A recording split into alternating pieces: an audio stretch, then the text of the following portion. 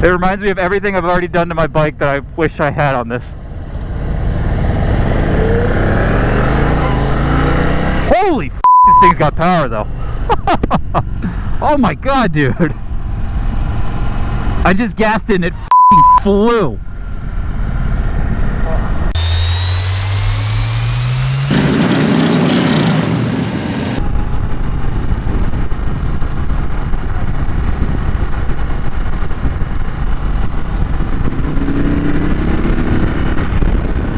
Alright, I just took it to 70 in third.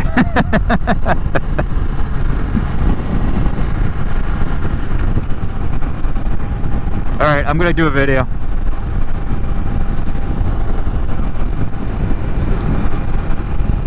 Alright, so if you watched my other video, you saw bike number 1, which was the Challenger.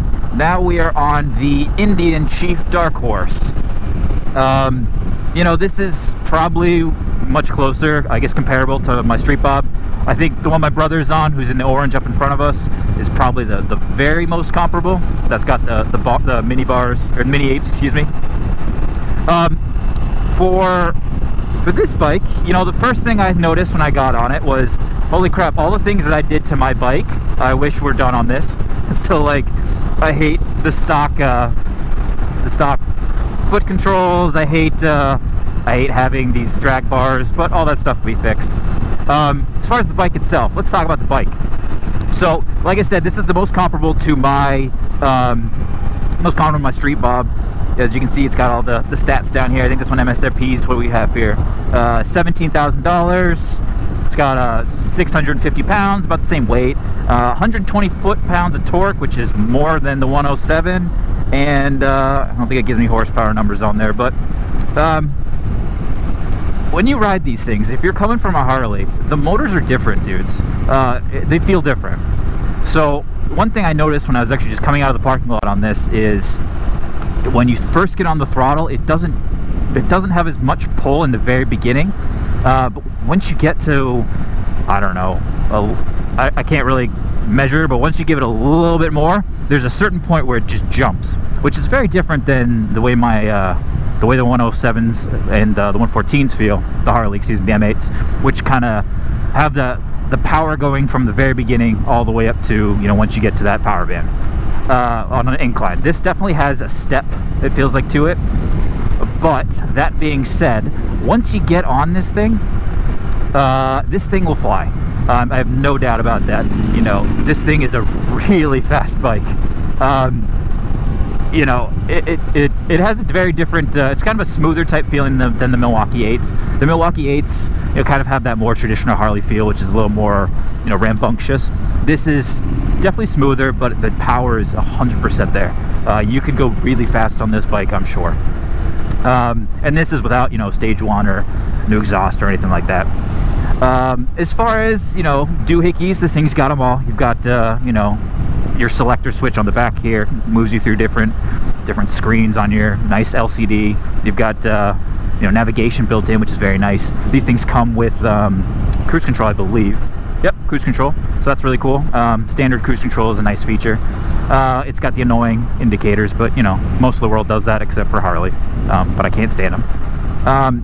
The gas tank's much larger than my Street Bob, which is pretty cool. Like I said, this is about a 4-gallon tank compared to my 2.5. So this is probably closer to maybe your Lowrider S. I definitely would say you should fix the bars on this thing, unless you really like drags. And I think this bike was 100% made for forward controls, because these mid controls are kind of atrocious, in my opinion, to be honest. I feel very cramped.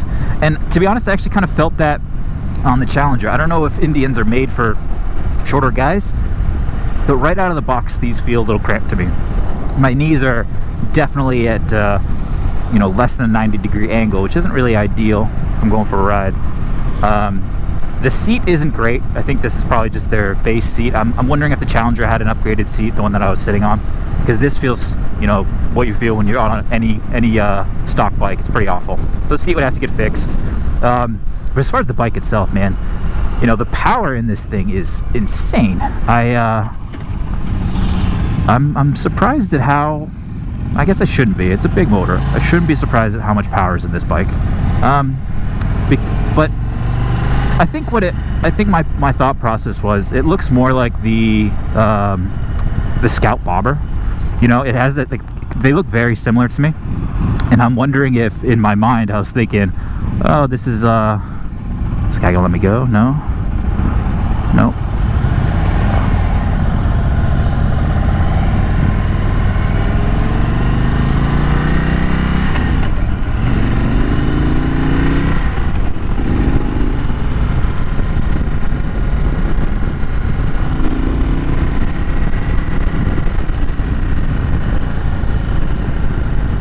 So like I said, I do feel pretty cramped on this bike.